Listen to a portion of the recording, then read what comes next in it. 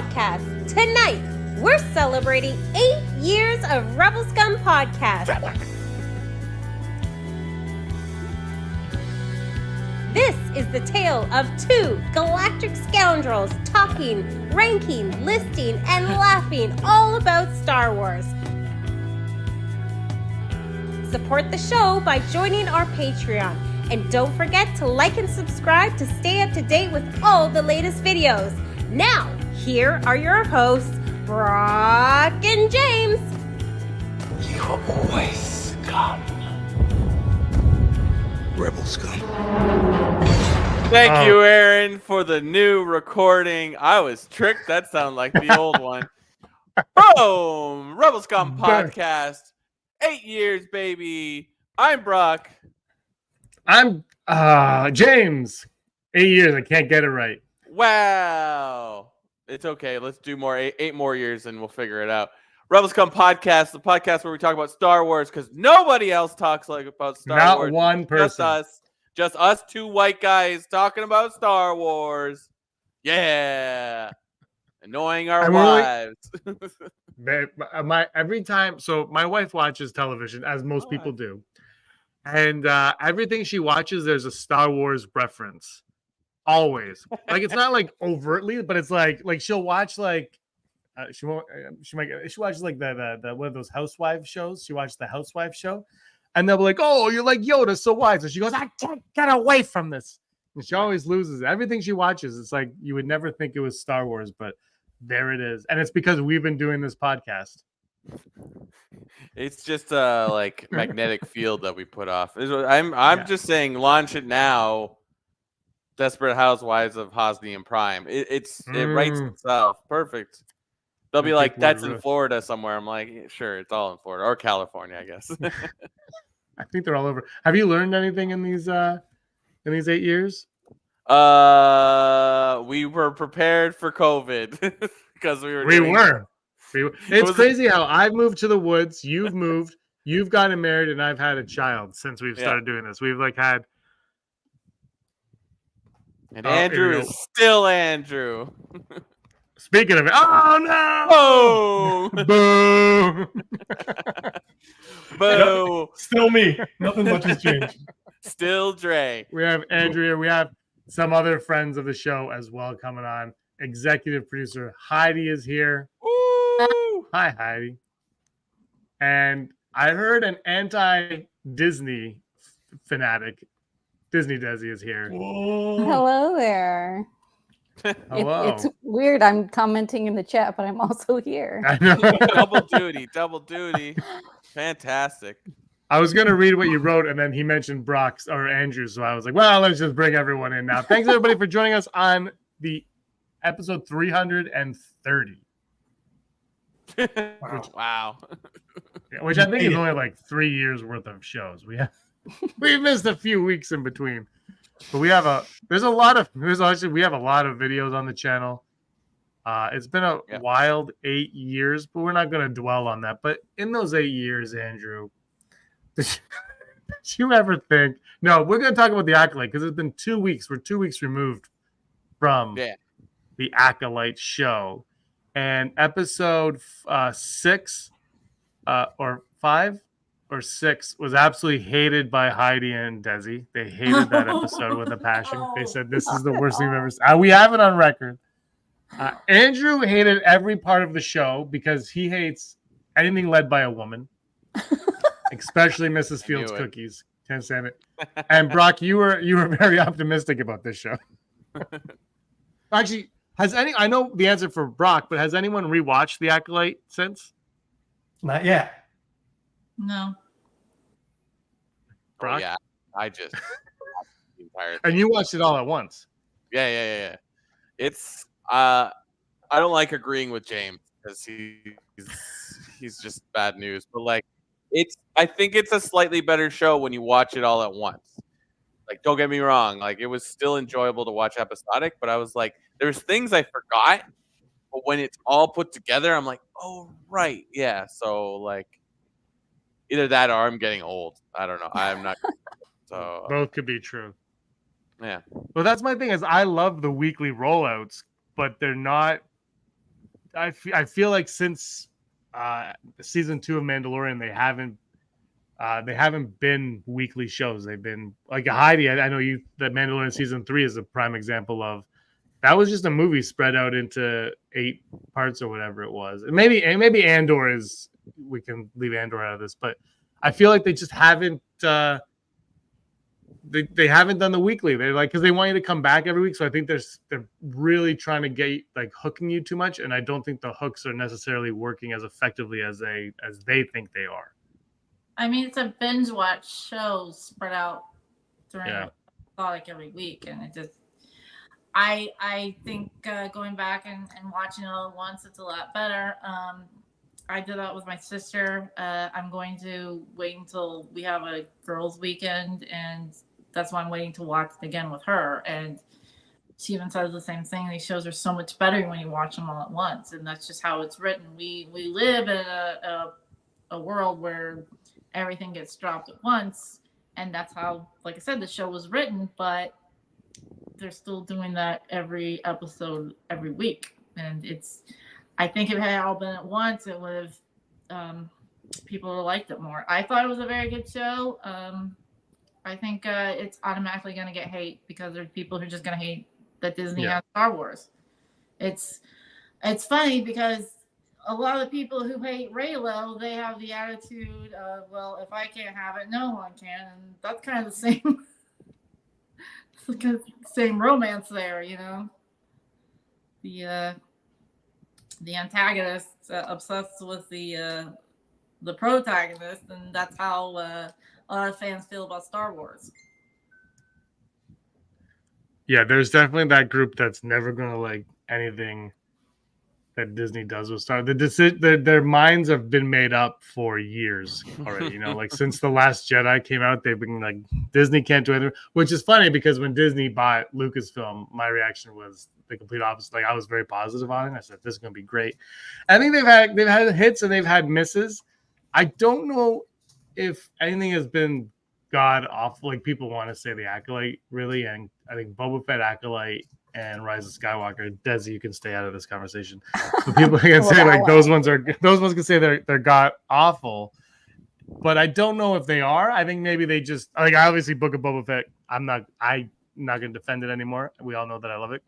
But I think maybe they just haven't been good. I don't think they've been terrible though, and I don't think they've been so off-putting that I'm like whatever comes next, I'm not interested in.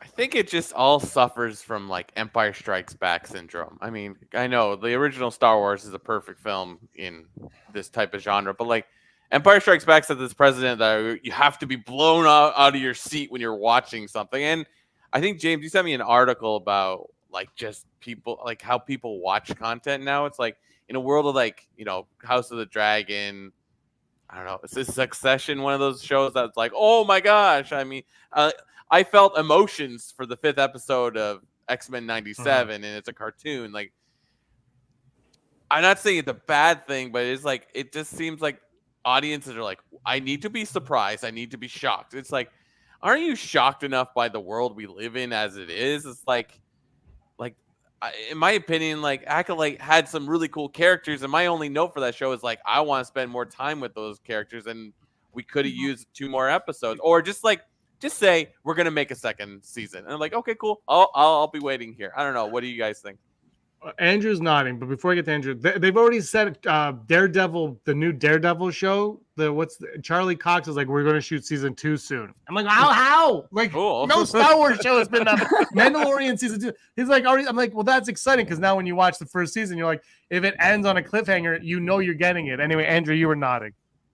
Well, yeah, I recently went back and rewatched all the Marvel shows, Right. and with the exception of WandaVision, like you guys said, every single one of them is better as a binge, as just sitting down and watching it from start to finish, because you don't have these, I don't even like calling them cliffhangers because that's not what they are. Cliffhangers imply like a level of playfulness on the writer's part to be like, I'm going to stop you there. These are just cold, dead stops in the middle of a scene. And it really just feels like they keep trying to straddle this line of let's make a movie, but chop it up like a show. And I wish they would just pick a lane instead of riding that line. Brock, how dare you rub salt in the wound that is X-Men 97 episode 5? I'm still getting over it. Oh, Just anyone That who show's actually great. likes Gambit is like, I'm so sad. it was a good show. I was extremely late to the party, but I watched it and I really liked it. Desi, you are a fan of the weekly drops. So Yeah. what do you think of how they're doing it? Are they doing it effectively? What are your opinions on it?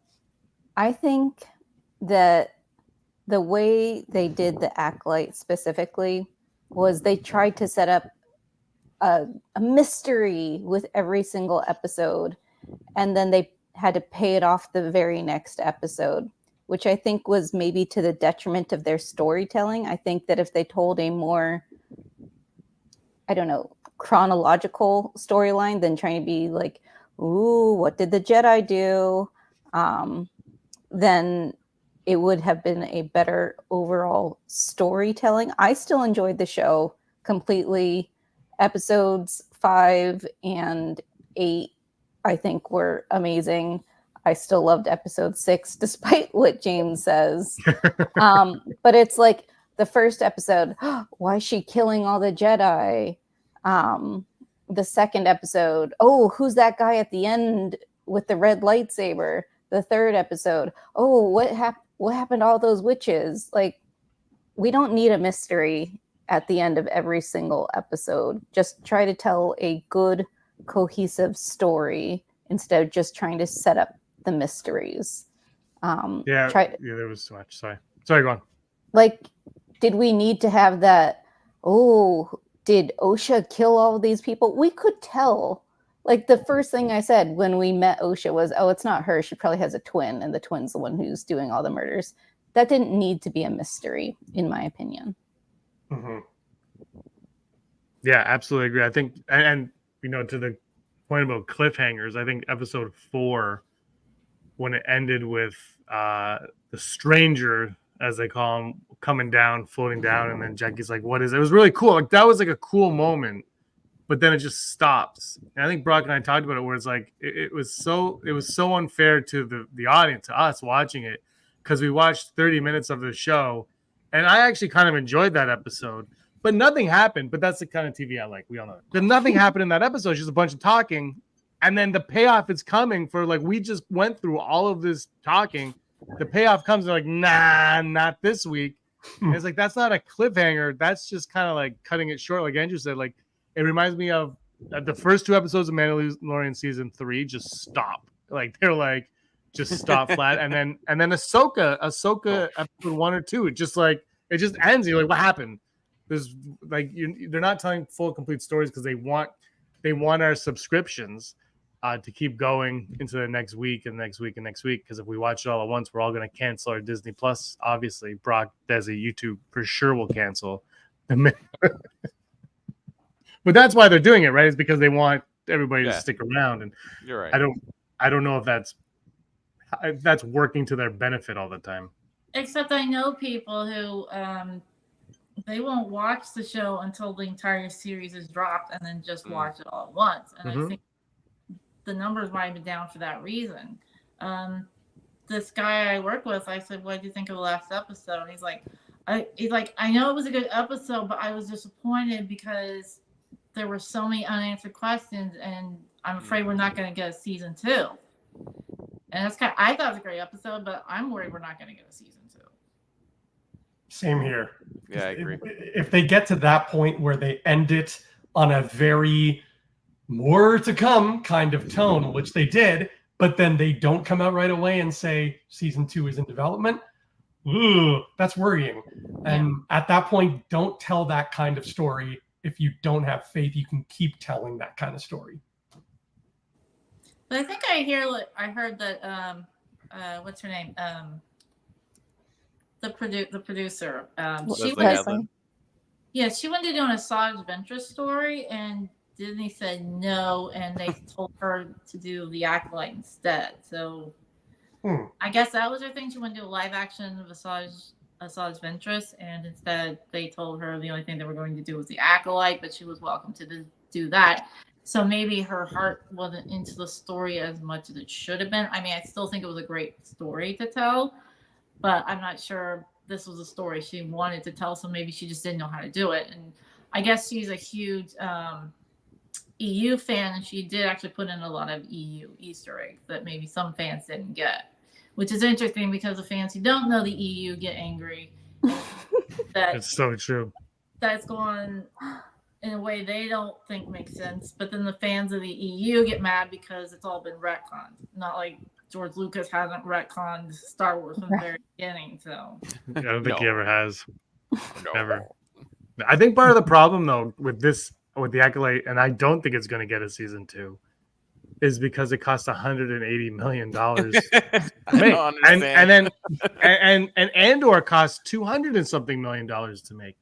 And look, Andor, we can all agree that, or I'm just saying, we could all be like, Andor is the greatest thing to ever happen, or the worst, whatever. But if it's the greatest, it doesn't matter because it's on a streaming platform.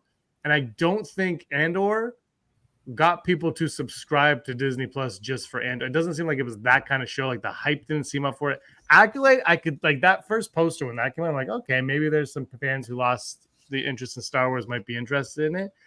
But they're spending way too much money on these shows that they're not like, they're only getting subscriber numbers. And I guess the 14 people that have the ad version of Disney Plus, like the ads maybe pay for it. But it just seems like they're spending less money on the Mandalorian and Grogu movie than they did on the Acolyte. Like, it's one is really smart to do. The other one, I am blown away by the amount of money they spent, and they have the money, but it's just way too much, I think.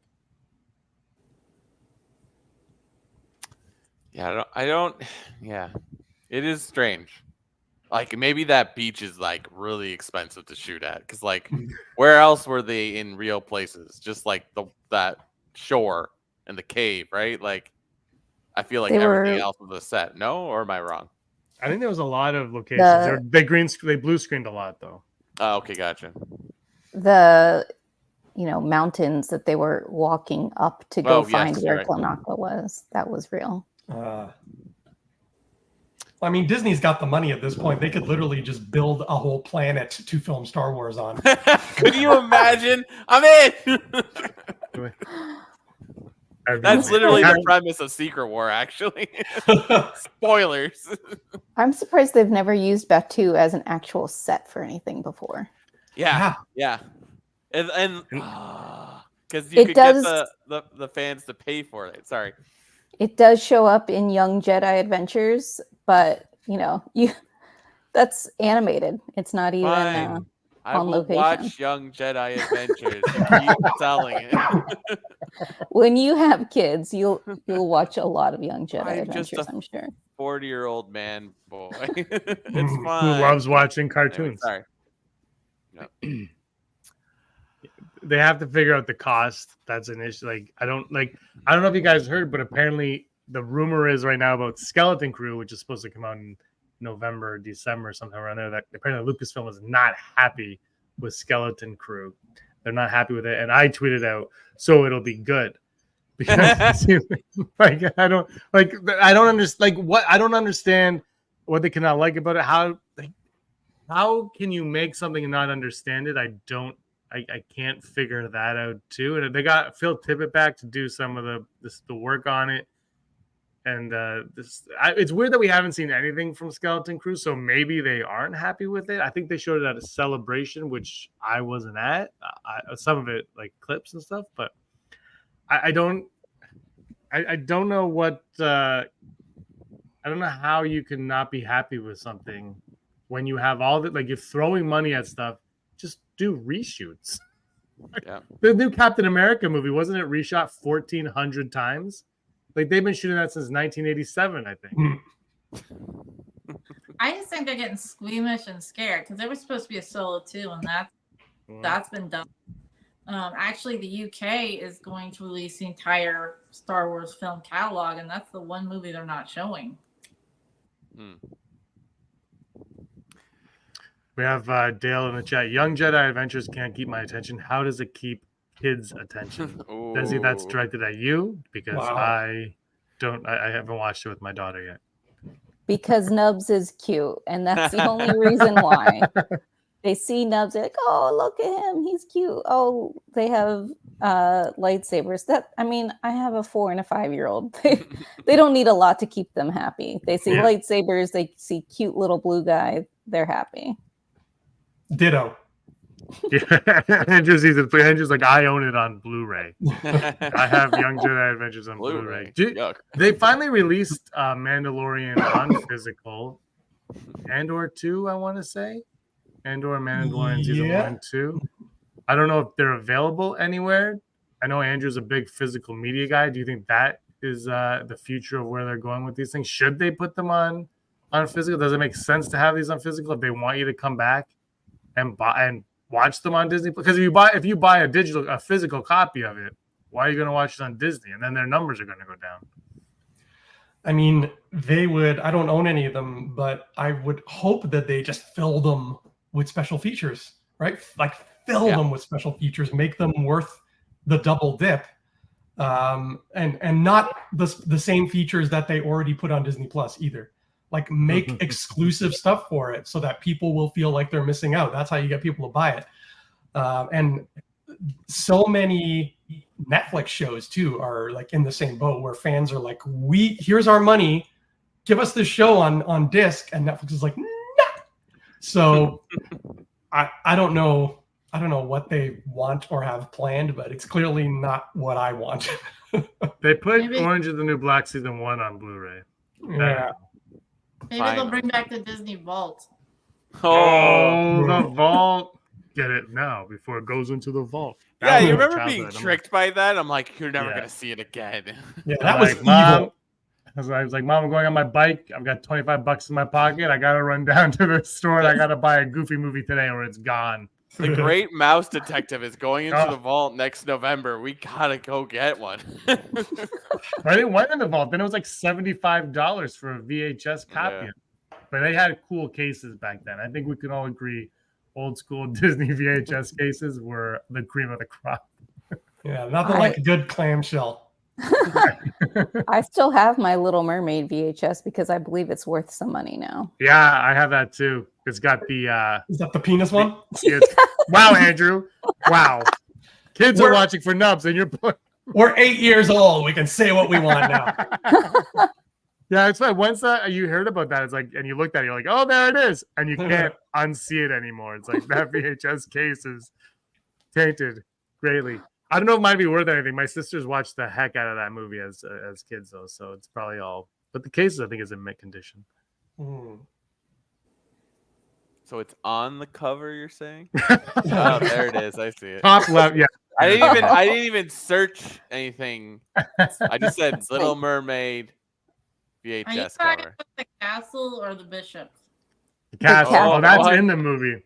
That's in the movie. Is the other part? Yeah, yeah. Anyway, we don't have to talk about the hidden clips. This is before you could pause. They weren't thinking about pause features back then. They're like, oh my gosh, Walt Disney. So I'm excited for Skeleton Crew to see what comes. Like I said, I haven't been disappointed in anything, but Acolyte, it's a weird one for me because I felt very. I don't think I said this on the show. I felt very underwhelmed through most of it. Like there was episodes I'm like, oh, I really enjoyed that, and some I didn't. But it just felt like a very underwhelming. And I think it's to Brock's point where it needed to be at least a couple episodes longer or a season 2, because I think, like I said, like I didn't think, and maybe you disagree with me completely when you said it, but you watched it straight through, is the twins did not resonate with me at all. Like I felt nothing for the twins. And maybe if I had more time to kind of see them develop as characters, to spend time with them, I might feel a little bit different. I think that was the shortcomings of the show. But the one thing that gets me, and everybody likes Saul, I still think he's the dumbest Jedi we've ever encountered in Star Wars. Like, it's the things that happen to him. You're like, what? I don't get it.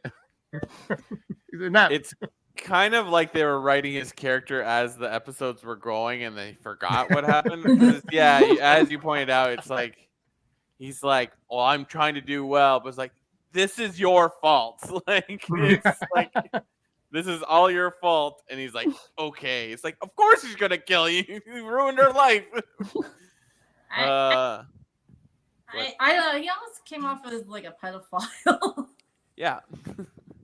Actually, These someone guys weird. A little bit too attached to her, and the dying words were "I love you." I'm like, I don't know where this is going. I thought it was just he said it's okay.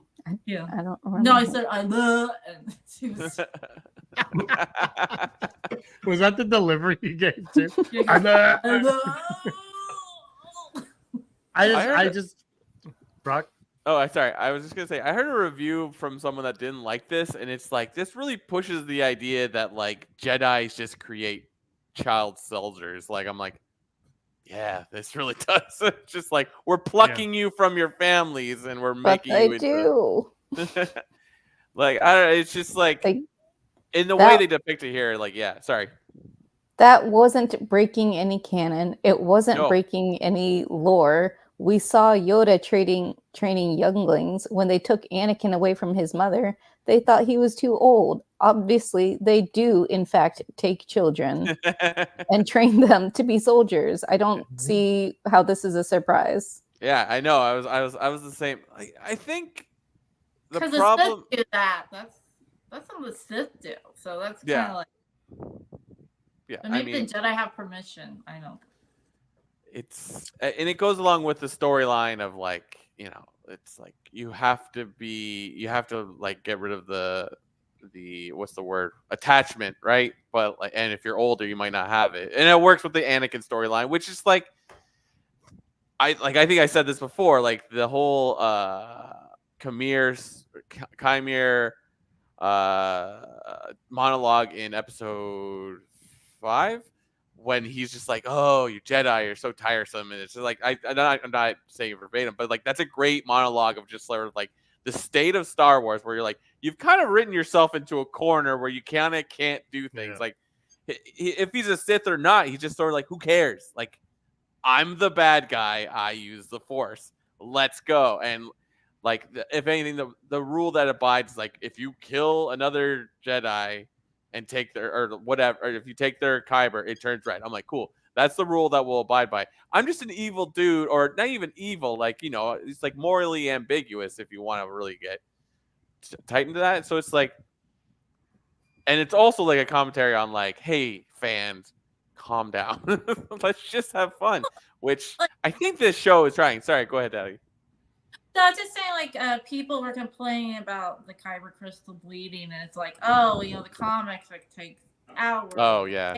Like, do you really want to watch a 40-minute episode of her bleeding this kyber crystal? Something that's good on paper, Right. not going to translate on screen.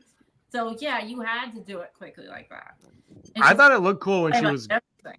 when she was like clinching on it. Like I thought it looked Yeah. cool when you saw like the kind of cracked and turned. When she turned it on and it turned into a rocket popsicle, I was a little less. I was like, it could have just been red. Like I didn't need to see. I loved it. Yeah. I loved. That's because seeing you like it rocket change. popsicles. I do. That's true.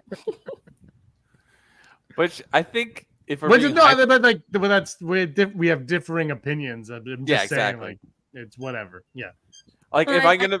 Oh, sorry. Go ahead, Heidi. No, I was just saying, I just thought it was hilarious that people were upset about that. Like, Oh yeah, absolutely. You're gonna sit and watch 40 minutes of her going like this, just changing the thing red. Yeah. That would've I been exciting. enjoyed the show. I really hope we get a season 2 because I thought the finale was so good that I was like, yes, I want more. There are things that I didn't love. I thought that maybe the pacing was a little weird. They could have done things a little differently chronologically.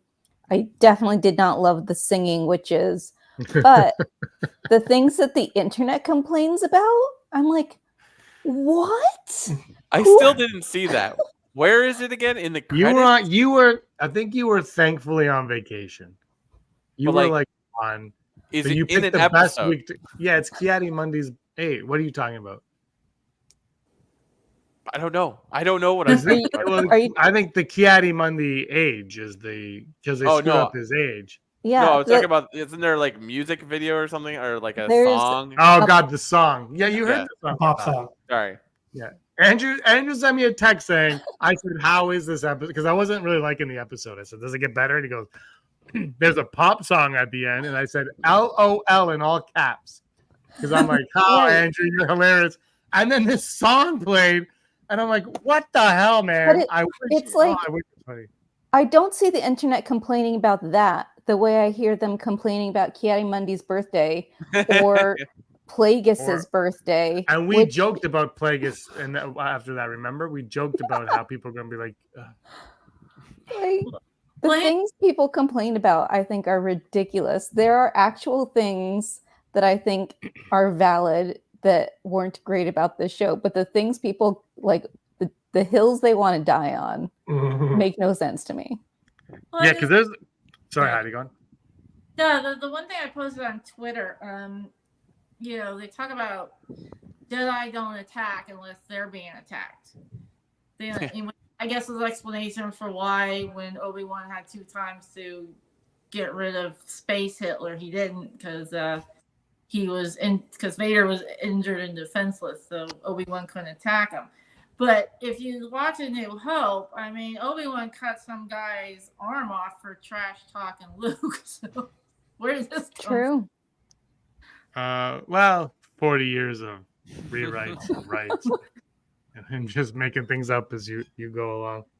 That's like, yeah, for me, this show there was like what frustrated me, I think, the most from this show, and I think I said it during a recap of the first 2 episodes, Brock, because I thought Leslie Headland like really had like a good grip on Star Wars. Like she understood Star Wars and lore and all that. And then what frustrated me is there's just like the execution and some of the decisions. You're like, what do you do? Like I could tell you know what you're talking about, but I felt like it never got there because it was like too many distractions. Like Desi said, like we got to do this twist and there's this mystery and you're not going to guess that. It's like I think if they just would have done like a solid straight story in 8 episodes, don't worry about a stupid mystery. Don't worry about, hiding information. Like, don't give me Saul trying to tell the story for 6 weeks in a row. Just like tell the story. Like, I think it would have been a stronger show because I still feel like Leslie Headland had, like, she was a fan of the EU. There's things I'm like, there's real understanding of Star Wars in this. And then there's just some things I'm like, what is happening right now? Yeah, I lost count of how many times Saul said, I'm going to tell you what happened now. I took a shot every time. I'm technically dead.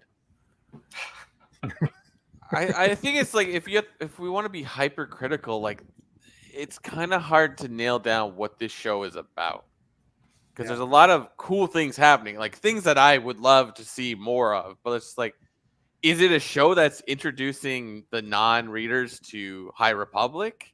Because it kind of is, and it kind of doesn't. Like, is it about these 2 twins that are created in the Force that maybe we can somehow link back to Anakin? Like, is it about that? Because it's like you never see the virgins. You just like they're not twins, but they're twins, but they're also the same person. I'm like, I'm unless I miss something in seeing it twice, I don't see anything really mystical happen. And it's like, or is it the storyline of the Jedi are the worst, or like, and then what is the storyline between Kamir, the Stranger, and Vernestra? Like, there's a lot going on. So what? Like, I don't know if I'm just looking for holes in the storyline. What do you all think? Like, what is this show actually about? I think the show is showing you, it's laying the groundwork for why the Jedi fell.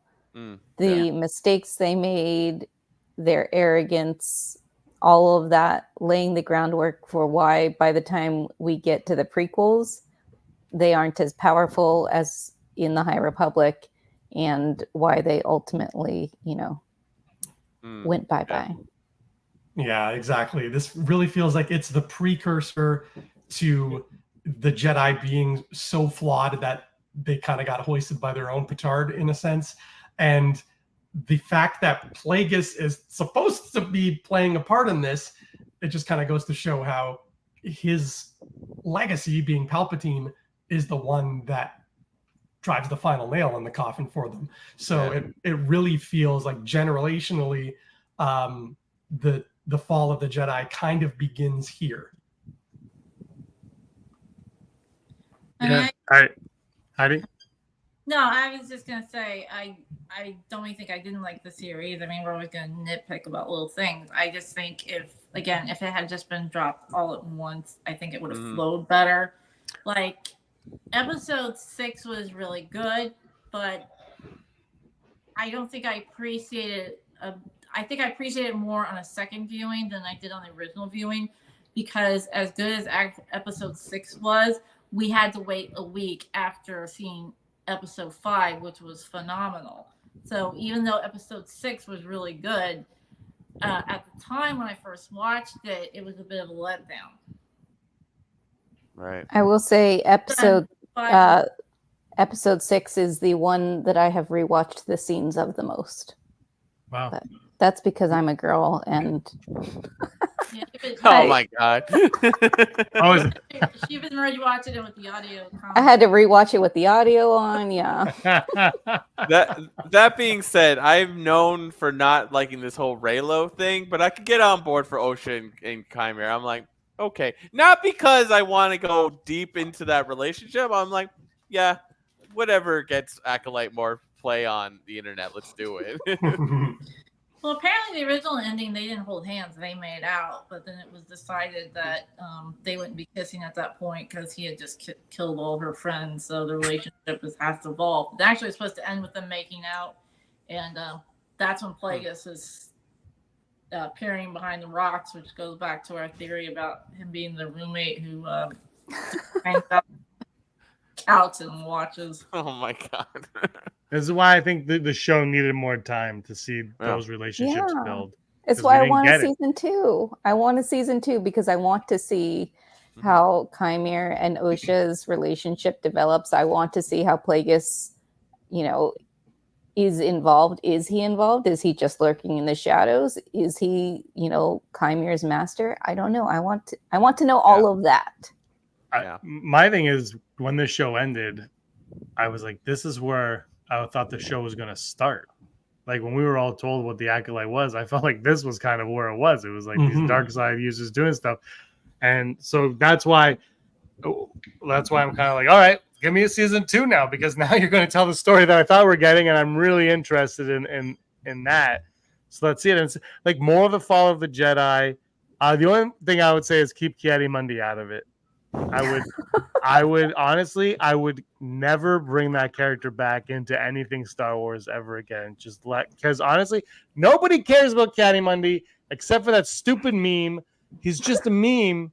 And all of a sudden, he's like, everybody's like, well, he shouldn't have been born at that point. I'm like, how the hell do you know? It really is sad. It's frustrating. He also Pauline's has who cares? who cares? Brock's like, actually, I'll tell you why he should. Yeah, Brock has a whole write-up on why he should have been 47 years old. Oh, I have the accolade. He actually is the one that sang that pop song at the end of the episode. Yeah, that was him. Poor Ki. I don't believe it exists. I don't believe it exists. I haven't heard it. How would you describe this? I actually, friend of the show, Din from F105, loved the Acolyte to death. Loved the Acolyte. Despised that pop song with every fiber of his being. And he wrote like a paragraph of why when it aired. I was like, wow.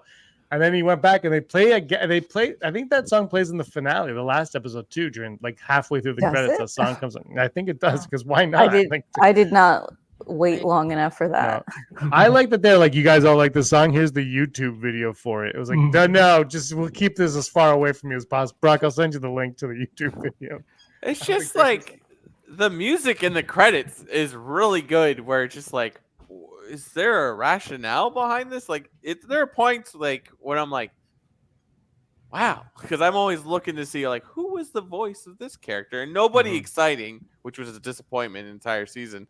But it's just like, what is going on with this music? I don't know. Has anyone unwrapped something with that, or is it just?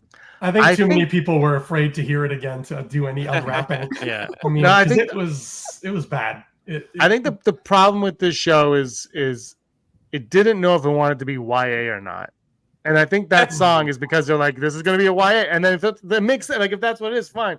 But I don't think they wanted to commit to it. So they're kind of like always on the fence of it. It's like, just do it. If it's going to be that, just do it. Like, we'll play that blows Eve 6 or whatever. That realization just blows like Acolyte wide open, and I'm like, that actually makes a lot of sense. Brock, you know what it sounds like? It sounds like a song, one of the songs that they wrote for those like Dreamcast era Sonic the Hedgehog games. You know, like just think of the worst, most on the nose lyrics possible. Like, we are twins, one is evil. Boo, boo, We one gotta and two. go fast. Yeah. I need golden rings. Anyways, Brock literally has this Sonic song as his ringtone right now. I like, think it's something from 90s Lilith Fair. Yeah. yes. All right, you guys want to go to the odds? Let's Sure. do it. All right. Here, hold on. 8 years. I can get this right. 8 years. Hello to my friends Oh my at god. the Rebel Scum podcast. Arda here. Just wanted to wish you a happy anniversary. 8 years talking Star Wars, bringing your friends and fans and listeners and viewers along through the journey in the galaxy far, far away. These days, I also host a Star Wars show called Never Tell Me the Odds. And if James and I were not attached at the hip once upon a time, many years ago, when he was one of my very first producers in broadcasting ever, maybe my first, definitely among the first three, he'd be very mad that I would be hosting a show with such a name, because he also has a segment on his show called Never Tell Me the Odds. It's the Virgin. But we squashed the beef. It took a long time. There was some arbitration, but we got the job done. So, congratulations, boys. A terrific run. Cheers to many more. And now, on the Rebel Scum podcast, it is time for a segment that is called Never Tell Me the Odds. Not the show, the segment. Sir, the possibility of successfully navigating an asteroid field is approximately 3,720 to 1. Never tell me the odds. Nice. Never tell me the odds. Brought to you by Patreon, Brock. Patreon.com. By the way, the lawsuit, my lawyers are looking into it. Oh, perfect. Just want to let you know. / Rebel Scum Podcast. If you like what we do and you like hearing us go on and on about whether Osha and Kamir are what is it when like they're like oh gosh, when the people are I'm not gonna use any Gen X, Gen Y jargon. This one's already off the rails. Go on down to Rebel Scum Podcast / Patreon.com / Rebel Scum Podcast and help us keep doing this for 8 more years. We will make it worth it for you. And we make it work for all the following people, some who are here today, but not Andrew, Heidi Feder, executive producer, Barry Brophy, Dennis Allen, Randy Kenobi, Mary Kristen Aton, Dale Erdman, Phil Staniforth, Rez, Scott D. Josh Price, Matt W., Frank Perkins, Neil Lowry, Cosmic Girl 02, Gleek Play 1, Den Nerds, Disney, Desi, Charlotte, Ron Prasek, and Jeff Wilson. Thank you, everybody. Fireworks going up. Sound up. But yeah, thank you for supporting us over the last few years. 8 years we've been, and we were I believe the very first Star Wars podcast. Yeah, absolutely. Yeah, there was no, remember when we were coming up with a name? Taken. And then you're like, Rebels comes on Taken. Done, do it. Let's go. What was your first name choice that you wanted Galactic to go with? Scoundrels, I Galactic, think? yeah, that's why I had Aaron that. say it in the intro. Wow. Yeah, because it was Galactic Scoundrels. That was Yeah. Taken. I can't remember what the other ones were, but it was like a day of Taken. Oh. Taken. I was reading Good a time. comic and they called some, I can't remember what it was. It was like, oh, look at this Rebel Scum. And I was like, I got to send this to James. It wasn't Star Wars. Oh, that's even better. Yeah. All right. Never Tell Me the Odds. Today's odds. Thank you, Patreon. Never Tell Me the Odds. The first one. We'll start with Andrew, Heidi, Desi, and Brock for this one. That'll be the order for this one. Will Skeleton Crew get shelved? Are they just going to Batgirl's skeleton crew, Andrew? It's not a movie, so no. In fact, they're going to double down on everything that appears to be wrong with it. I'll say the odds of it getting shelved are like 12%. Wow, that's still pretty high. Heidi? I'm gonna go 5%. They've already spent the money. Apparently A New Hope was a mess, and George Lucas thought it was gonna fail, and then his ex-wife actually saved it through editing. So I think you can fix almost anything through editing. So I'm gonna go like 5%. Does he? Yeah, I don't see them doing that. So I'm going to say 2%.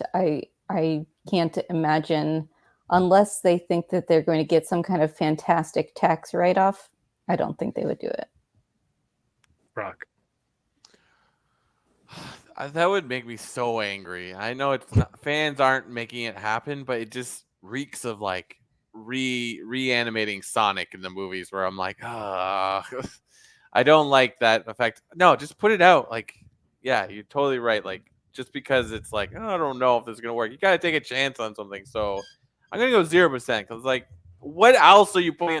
I was just gonna say, there's nothing new on Disney Plus right now, to my knowledge. Oh, I guess that Daisy Ridley movie or show or whatever it is. But like, come on, we need more series. Let's go. The swimming one? Are you talking about the swimming one? Yeah, is it a movie? I Or, watched it. It's a movie. Is it good? I watched it. Aaron loved it. It's a feel good. It's very feel good. So if you want to feel good, watch it. It's it hits the cheese. If you're looking for some dairy and some feel good, then definitely check it out. It's a true story, so it's kind of cool. But yeah, it's no Acolyte. I'll tell you that. Never tell the odds. A new series. Oh, we'll go. Oh wait, I have to give mine. 3%. Oh, 3%. Yeah. Why? We're this far along. Like, if it's that bad, it can't be that bad. I mean, it can be that bad, but whatever.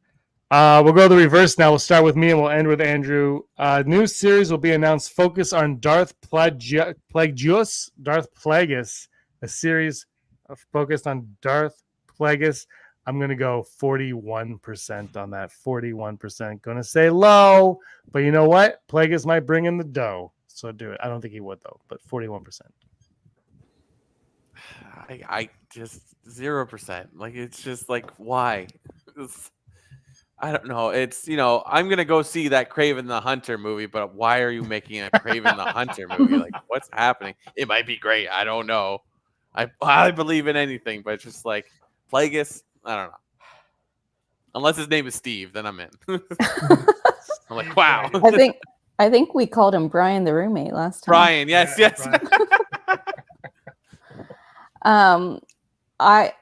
I see that happening more than I see them shelving Skeleton Crew, but I still don't see it happening. I think an Acolyte season 2 would need to happen, and we would see more Plagueis before he gets his own full spinoff. I'll go 30%. Heidi? I'm just gonna go 20%. I don't want him to have his own series. I want his story to continue in Acolyte season 2. I want to know more about these characters before we just jump into another series for a guy we only saw for 2 seconds. Andrew?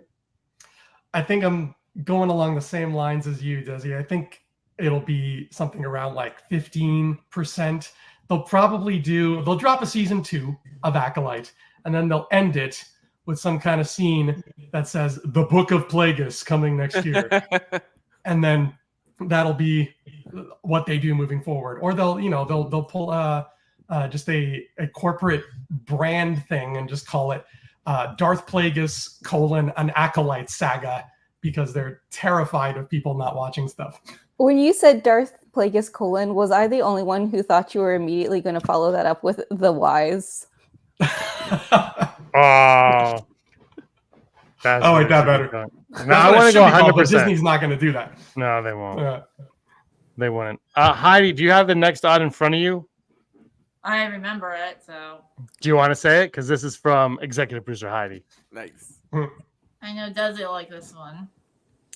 What are the odds that Chimera and Osha are CVP's parents. Now, granted, he's Caucasian, they are not, but the Force, almost as much as R2D2, is good at an ex machina in Star Wars. Well, first of all, I want to know if I do that, if that's gonna.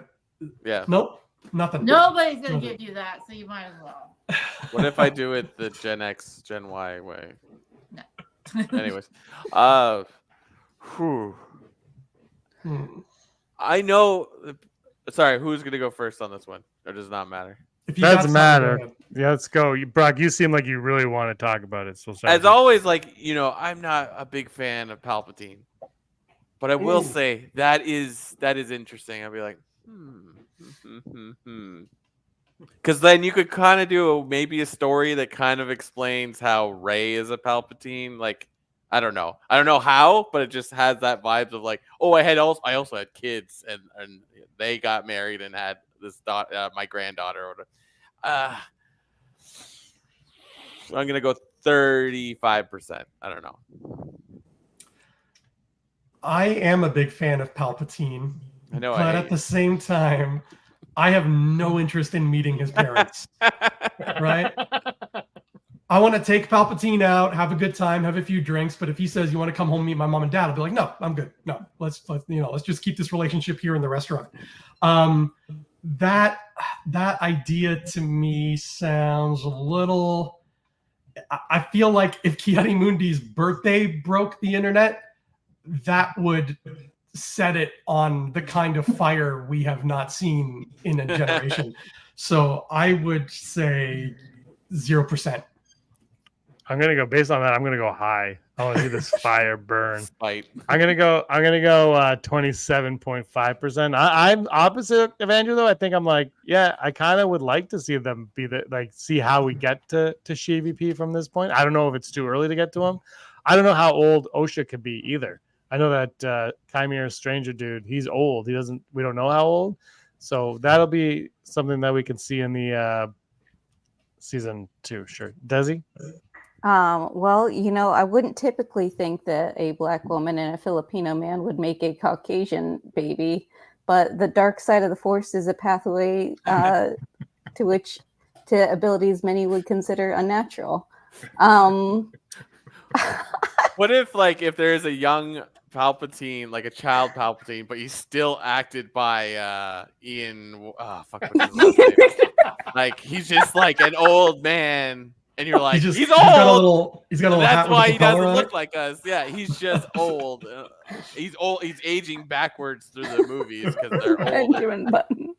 Now we're in. If they would do something like that, I would see it more being like adoptive parents, where it's like they sense the darkness in him and they want to teach him and bring him on as like their version of a Padawan, and not like actual birth parents. But maybe they're. You okay? Heidi really wants them to be the birth parent. My cat grabbed my glasses and threw them on the floor. Oh no. Maybe they influence the midichlorians to create life, and that's how they make SheVP. I don't know, but I'm giving it a 10%. All right, so that's 100%. And Heidi. I'm gonna give it 30% if there's a 0% if there isn't. So, I think it's a possibility. Maybe that's why he wants to interested in her. I don't know. That's the only thing I thought. Maybe he wants a child with her. I don't know. That's the reason it popped into my head. And like I said, it doesn't seem likely because of the DNA, but who knows? So, like I said, the Force Ex Machina is everything. It does.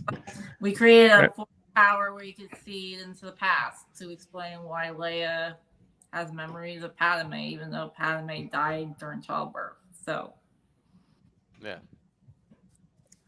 These three odds just prove how we have no clue where Star Wars is going. We're just like, it's a dartboard. We're like, what if Jar Jar is a pilot and Bring Jar Jar back.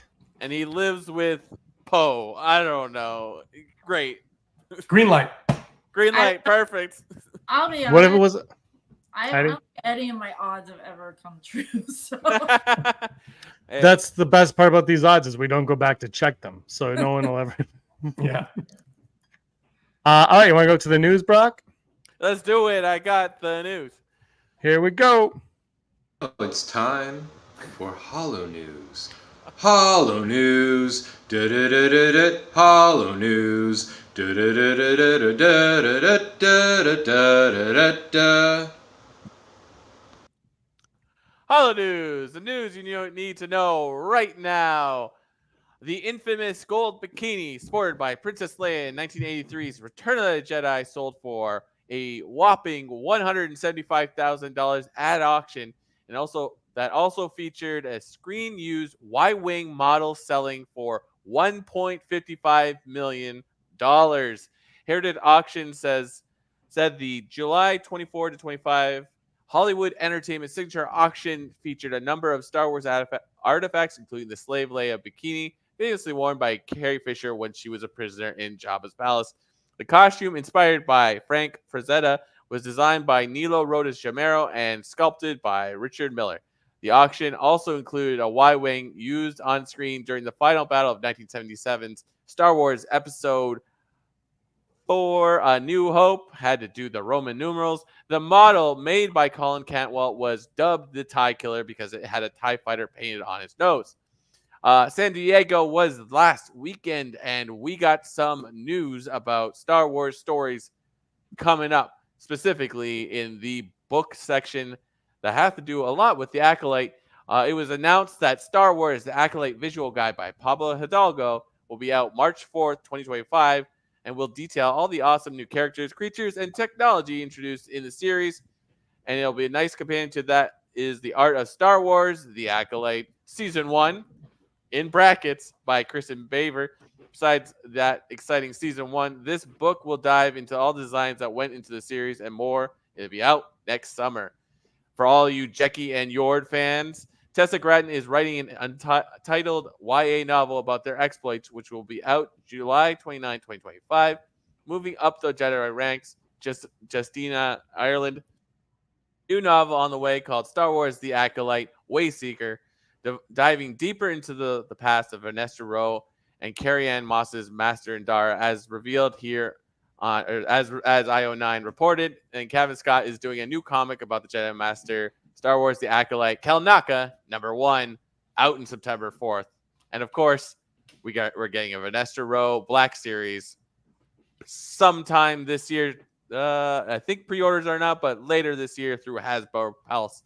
And this was brought to my attention by Heidi before we started the episode.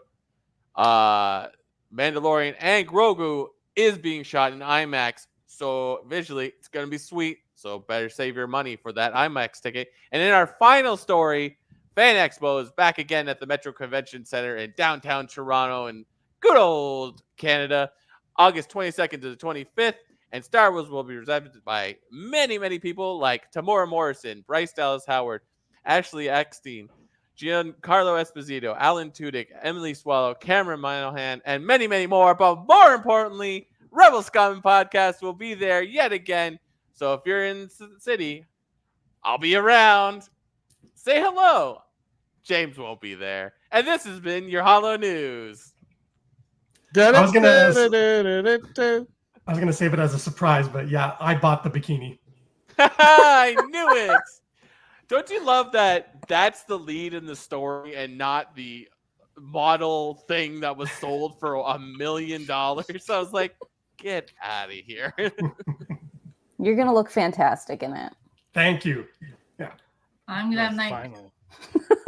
It's underneath that hoodie right now, isn't it? I love you. Ian. All right, top 5. Top 5. Top 5 lightsaber battles. I want everyone to know that I do not have the Praetorian Guards on my list because I decided to go lightsaber on lightsaber action only. And everyone looks so distraught. Desi went in darkness. Andrew just left. Andrew's gone. Heidi's cat just ripped the camera off. Like, no more. So I did not put that on my list because I went with it had to be a lightsaber versus a lightsaber. Those are my own personal rules. You can all do what you want. I'll go first, and then Brock, you can go next. We'll do the same. Brock, Desi, Heidi, Andrew for the first one. Anakin and Kenobi versus Dooku. It's in the movie Attacketh of the Clones, the most beloved of all the Star Wars movies. Attack of the Clones, those guys are my number 5. Brock. Mine is adjacent to yours. It's Yoda versus Dooku, and basically the exact same scene. Because that was cool. He's just spinning around. I'm like, and then we get another one in the next movie. But like, I remember sitting in the theater. I was like, whoa, that was cool. It is cool. Does he? I went the opposite, and I only picked things where a lightsaber was present for the fight, but there was no actual lightsaber on lightsaber action. Nice. So my number 5 is Luke Skywalker versus the Death Troopers in Mando season 2 finale. Nice. Very nice. Didn't that broke the rules, but very nice. Heidi. Well, this is interesting because even though the original trilogy is my favorite of the movies, I don't have any original trilogy. Yeah. In fact, as I point out, the one New Hope is the worst lightsaber battle ever. It's more of a lightsaber disagreement, if we're being honest. But I'm going to go number 5. Actually, I'm going to go Vader and Obi-Wan and Obi-Wan Kenobi. Not the first one, the one where Obi-Wan lifts the rocks and throws them at Vader and breaks his helmet.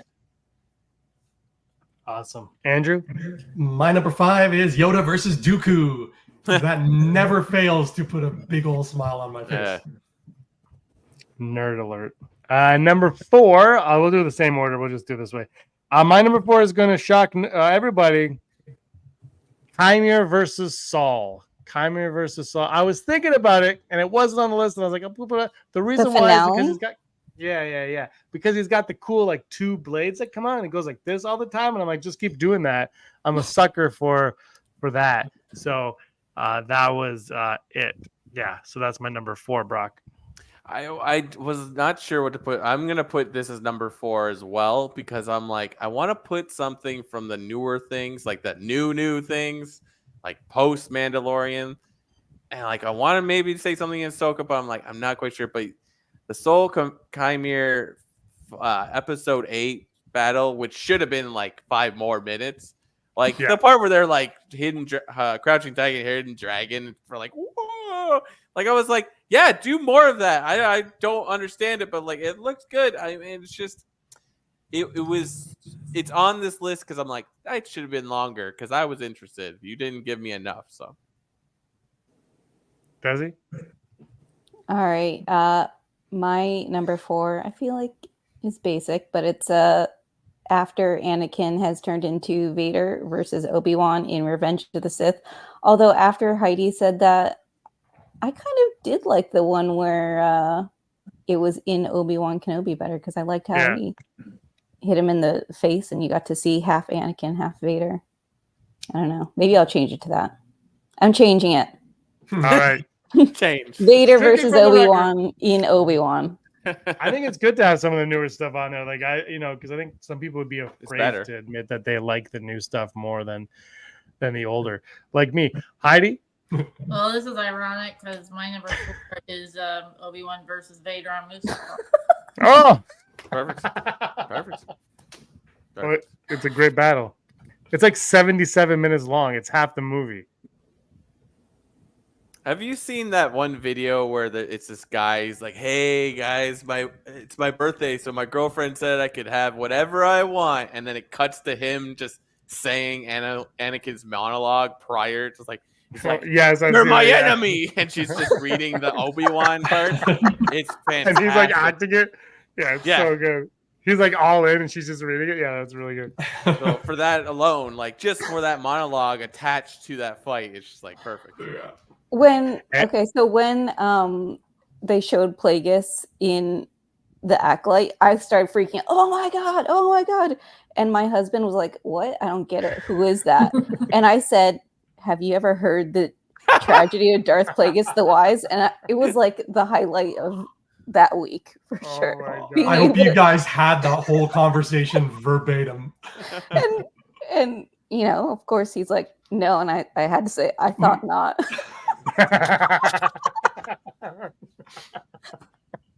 Fantastic. This is why we Andrew, do what your we number. Andrew, your number 4. My number 4 is Duel of the Fates. Da, da, da, da, da, da, da, da, da, da. I love it, but I think it's overrated. Maybe not overrated, but there's better fights. I don't Well, know. you're wrong. Duel of Fate shows what it was. Qui-Gon Jinn is just die from. I'm going to tell Liam you said that. He's on the show next week. Let's be careful. My number 3 hasn't been mentioned yet. It's Yoda versus Dooku. So I'll just leave it. It's awesome. It's when he walks in with like his cane and then he starts kicking butt, and then the whole marketing for that movie turned into just showing that scene off in every commercial because people are like, I don't like that movie. They're like, show Yoda fighting, and everyone's like, ooh, we got to go see this one. Brock, you're number 3.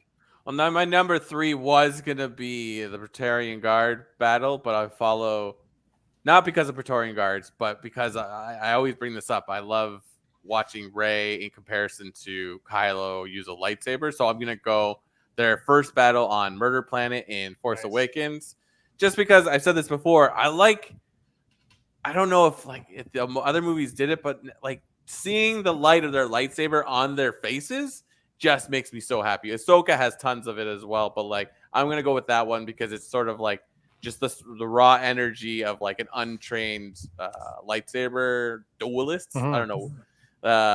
I like that, so that's my number 3. Desi? Duel of the Fates. It's number 3 for me, and I love the soundtrack. I think that is probably why it's my favorite prequels lightsaber, because of the music, honestly, and Darth Maul having a double-sided blade. It's pretty sweet. It blew my mind back in the day. Heidi? I'm gonna go with the lightsaber fight between Saul and Chimera in Episode 8. Oh. With the song playing? Or- No. Andrew? I'm going with Chimera versus all the Jedi in Episode 5. Oh, yeah. Is that nice. 5? Yeah. That rocked. That was balls to the wall. I loved that. I like that people died. Yeah. They broke Star Wars canon, Disney canon. They broke Disney canon, and lightsabers actually had Death mattered. Yeah. My number 2, Vader versus Kenobi. So I was toying back and forth between the show Kenobi or Revenge of the Sith. Ultimately, I went with Revenge of the Sith because I don't like the new stuff. I went with Revenge of the Sith. It really was a difficult choice for me to choose between those two. You could argue I could have put it number 3, but no. So I'm going to go Revenge of the Sith, Vader versus Kenobi in that one because there's lava and they fight for 47 minutes and the monologue and all that. So that's my number 2, Brock. I so badly want to put like original trilogy in this. It just doesn't match Empire's up. solid. Empire's solid because like, you know, the weight. Like, oh, wow. It's got a nice weight to it though. Yeah. But I'm going to throw in a dark horse on this one. I'm going to say the battle in Attack of the Clones with all the Jedi in the on what do you call that place? Geonosis. Sorry, Geonosis. Where all the mutants died. Geonosis. Just because you're like, yeah, look at all them Jedi. We just had one for the longest time, but look all of them. Crazy. That was my number 6. If I could have had a number 6. That's not how this works. Desi? My number 2 is Chimera versus all the Jedi in Episode 5. Seeing the Jedi shish kebab blew my mind. Seeing him, 3-hole punch Jackie. Didn't see that coming. Didn't see Yord coming. It was as soon as I turned that off, I said second best fight I've ever seen in Star Wars. Wow, no suspense is killing me for the first. Heidi. I'm going with the Praetorian Guard in The Last Jedi. That was my favorite for the longest time. I mean, that scene where Rey drops the lightsaber and then catches it, and she throws it to Kylo Ren, and he just grabs it, ignites it, and goes right through the Praetorian Guard's helmet. I think that's amazing. I know they weren't fighting each other; they were fighting the guards, but it was just great in sync, and it showed how skilled they were. I love that scene. It's just I decided to make it harder on myself and just do lightsaber on lightsaber action. Andrew. Yeah, I'm going by the same rules because otherwise my number one would be the Geonosis Arena too, because that's like my favorite Star Wars thing ever. But my number two saber on saber is going to be Anakin and Obi-Wan on Mustafar, because there's lava, and that's just beautiful, and it's a very, very long fight, and we were waiting 6 years to see it happen. Yeah, good point. My number one is Kiadi Mundi. my number one is Duel of the Fates. Wow, wow, wow, wow, wow. They go like this and they fight, and Obi-Wan's like, I can't get through. There's a force field, and they're like, yeah, we do it. Wow, wow, wow, wow. Show the shirt. Show the shirt. Show your shirt. There you go. Perfect. And it's the only good Star Wars movie they ever made. True. That's my number one. Brock. That's my number one too. Yeah, I don't know. It's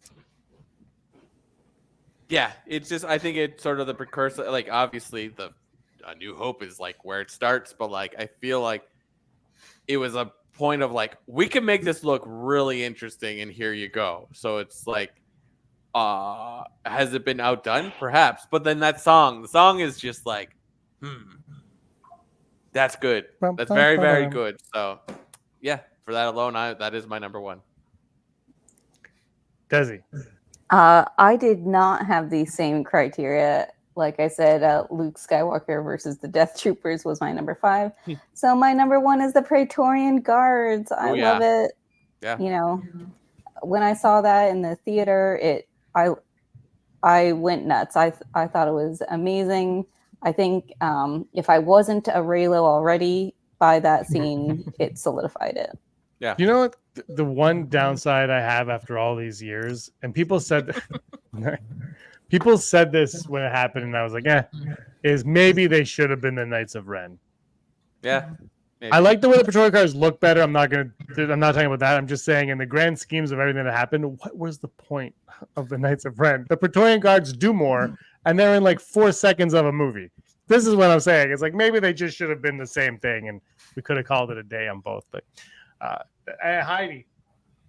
Well, I think Dudley and I just had them switched. I mean, going back to the Praetorian Guards, I mean, it's almost like a romantic tango between the two of them, and they're just killing people. But my number 1 is the lightsaber fight in episode 5 of The Acolyte. It's something we never seen before.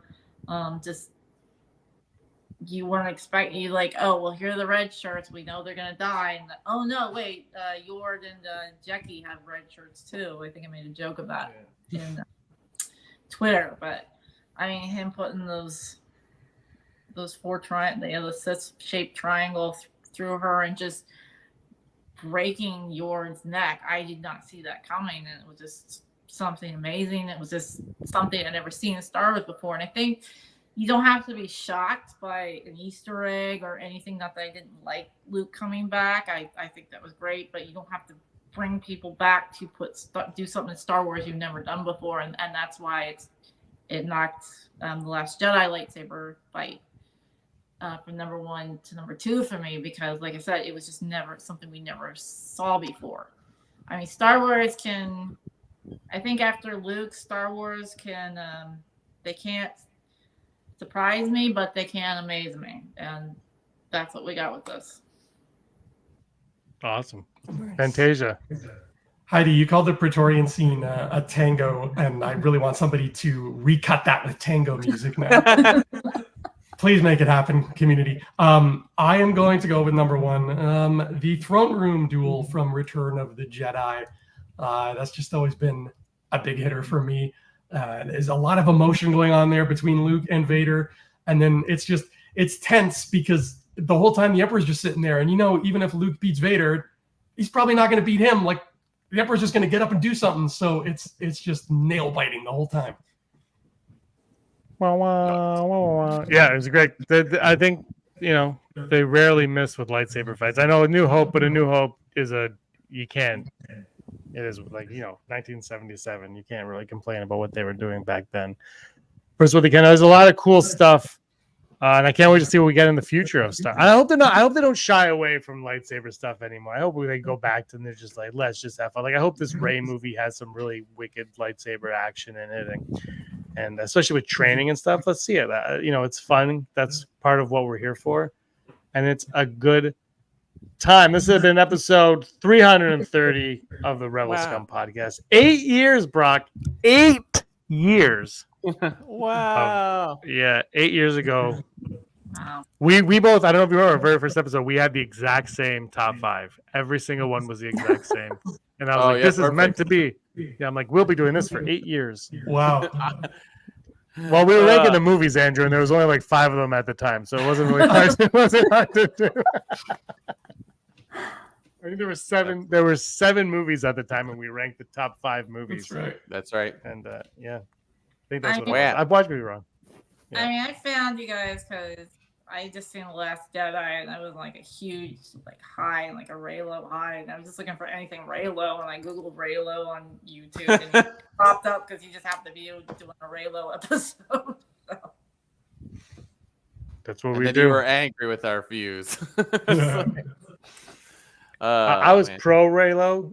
I remember though when Last Jedi ended, and I sat beside Aaron and my mom gets up and she goes, "So they're brother and sister, right?" And I was like, "I think the internet will disagree with you big time, big time."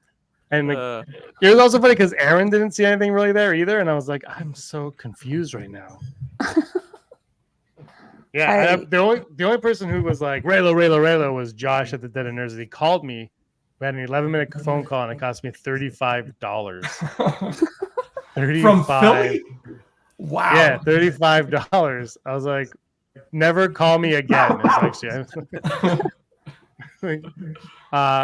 I mean, Star Wars is fun. You know what the problem with Star Wars and fandom is when we see Chimera and we see Gas Dude from Ahsoka, and they're all wearing masks. It's always like, who's behind the mask? I was thinking back to The Force Awakens, and I remember Darth Ward, was like, "Do you think Luke Skywalker is Kylo Ren?" And I'm like, "Why would I think Luke Skywalker is Kylo Ren?" But for some reason, there's this, because of Empire Strikes Back, we always have to have some weird twist. Yeah, it doesn't have to make sense, but everybody's like, "There's got to be the twist." What's the twist? Like, maybe there doesn't have to be the twist. Maybe Star Wars is just a story. That's why I liked Rey Nobody. I liked that she wasn't related to anybody. I thought that was... Yeah, but JJ was never going to let that fly. I don't think JJ was ever going to let that fly. People aren't going to be happy unless they have something to complain about, because people are like, "Oh, I don't know, why do we have to have these lesbian witches, blah, blah, blah, blah." And then Osha and Chimera is a character. What a couple. Well, why do they have to be a couple? It's like, well, what is it? You don't want lesbians? Well, here's a heterosexual couple. You don't want that either.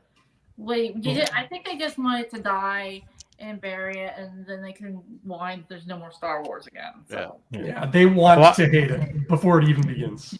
Well, look, romance has no place in Star Wars. None. Yeah. Not a one. Get out of here, romance. Gross. Gross. All right. We'll go around. Anybody have anything they want to promote? Andrew, if you pull those books out. Which books, James? Which books are you talking about? I don't know what you mean. Are you talking about these ones? Right No. here, the ones that are available on Amazon.com in hardcover and paperback and ebook. These ones? Yeah, Are they I on guess. hardcover? Oh yeah, Are they in I got hardcover? hardcover now. Heidi Yeah. left Oh, wow. because she was Heidi's distressed by disgusted by Heidi hates wizards so Nice. much. Oh Desi God, left it. Desi left. Yeah, go buy his book. We were wizards. They're about wizards, and it's very Star Warsy. I promise. Heidi. The book actually. Nice. I worked on a little bit on a project with James with us, but one of the books I published on Amazon.com called His Enchanted Swan. It's the tale of Swan Lake told in the modern day. Nice. So get Andrew's book from Amazon, No, return it, and take all that money and give it to Heidi's book. Perfect. I'm gonna recommend this book by Heidi Ah, and this book by James. Whoa. Oh, I see how it is, Desi. Okay. I just want to say I have Slide Stroller and it makes a lovely doorstop. Yeah, well, no, Yeah. I was gonna say to my couch, the legs a little bit shorter, so it fixed that right up. So I added 6 extra chapters with that in mind. no, actually, I was sitting on the couch and I accidentally kicked it off the floor, and the cat screamed and ran away because it was so loud. I also pre-ordered Brock's book. Yeah, Brock a talk. keeping it rock. Keep on rocking by Brock Smink. It's a good one. Yeah, absolutely. I'm like, which book should I take from my thing? And I'm like, Stephen King's It. It's a I great would be book. I don't have any books behind me. Yeah. I mean, there's a bookshelf. Oh, there's a Kevin Smith book. I don't even have my book on hand. How sad is that? It's somewhere. I don't know. All right, guys, thanks so much for joining us on the 330th episodes. With 8 years down the drain, I feel so much older. I really appreciate you guys being here and the support. And Brock, anything else you want to say? Rebel Scum. Oh, wait. Do the thing. You were always scum. Rebel Scum. 8 years. Bags, thanks for watching. Don't forget to give us a thumbs up on our video. As always, please subscribe to our YouTube channel, Rebel Scum Podcast, for all the latest videos.